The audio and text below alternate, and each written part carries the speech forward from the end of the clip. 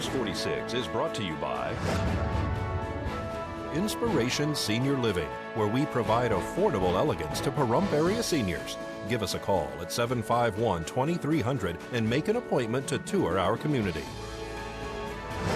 News is also brought to you by Smitty's Cards and Coins. Would you like to know what your collectibles are worth? Come by 2281 Postal Road, Unit 4, across from the post office.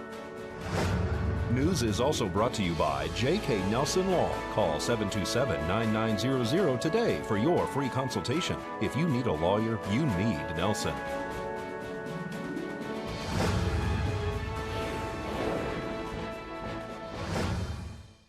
Tonight on News 46, a vehicle crashes into a school bus.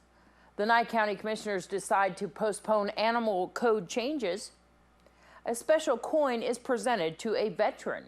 News 46 starts now. You're watching KPVM News 46 with Deanna O'Donnell.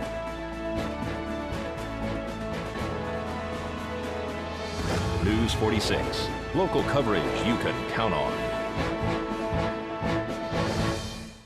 Good evening. It's Tuesday, August 25th, 2015. I'm Deanna O'Donnell for News 46. Officials from the School District Transportation Department were called out yesterday after a bus was struck on the highway. A vehicle versus school bus accident also occurred yesterday afternoon on Highway 160 in Calvada. Luckily, no students were aboard the bus when the accident occurred. No injuries were reported as well from either the passenger vehicle or the school bus. Nye County School District officials arrived on scene, as well as Nevada Highway Patrol and Nye County Sheriff's deputies. Pahrump Valley Fire Rescue checked out all occupants on scene who declined to be transported. This is Deanna O'Donnell for News 46. And two vehicles collided on Highway 160 in front of Smith's yesterday. A two-vehicle accident occurred in front of Smith's on Highway 160 yesterday afternoon. Both vehicles were still in the roadway when medics arrived. They checked out all occupants on scene.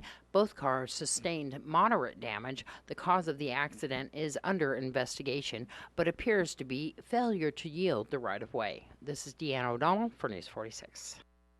One of the largest communities of Navajo farmers along the San Juan River has voted to keep irrigation canals closed for at least a year following a toxic spill at a Colorado gold mine. Friday's unanimous decision by more than 100 farmers was heart-wrenching and guarantees the loss of many crops. They say farmers are concerned about soil contamination and want to ensure future generations can farm the land. When we return, we're going to talk about yesterday's Board of County Commissioners meeting. This portion of the news is brought to you by Inspiration Senior Living, where we provide affordable elegance to Pahrump area seniors. Give us a call at 751-2300 and make an appointment to tour our community. The Nye County Commissioners decided to postpone any official decision regarding animal control code changes in the light of many residents concerned about the proposal for now. They have asked that staff look into seeking funding to reopen our animal shelter, closed recently because of money woes. I was intending on moving here to Pahrump. The reason being is because I have a wolf dog, and she is currently being taken care of by Scott and Susanna. But right now, with this moratorium, should it get passed, my ability to attain any of those permits is completely gone. Needing a permit to have more than 3 or whatever, I don't think it's even going to be enforceable when you consider the amount of people in this town that do have such a significant amount of animals. I think financially it's going to hemorrhage the town to keep up with it. They want to come to places like this, but there's no incentive if it is extremely easy now in Las Vegas to get a pet fancier's permit for $50 a year, and you can have up to 6 or 7 animals. And here, now it's going to become impossible. And one of the reasons the Tails End couldn't make it wasn't so much because they were a private shelter, but they bid this based on what normally a shelter would cost to run, which came up to $225,000. But then they got bombarded with about 80 dogs at one time that they had to feed, And that took every extra penny, and they just couldn't carry that load by themselves anymore, even with volunteers. I understand that the shelter is not open to the public. Are we taking in animals there? I thought we weren't doing this. I thought we were just holding animals that we had to hold for legal. We are bound by Title VI to take care of running at large, custody animals, all those things.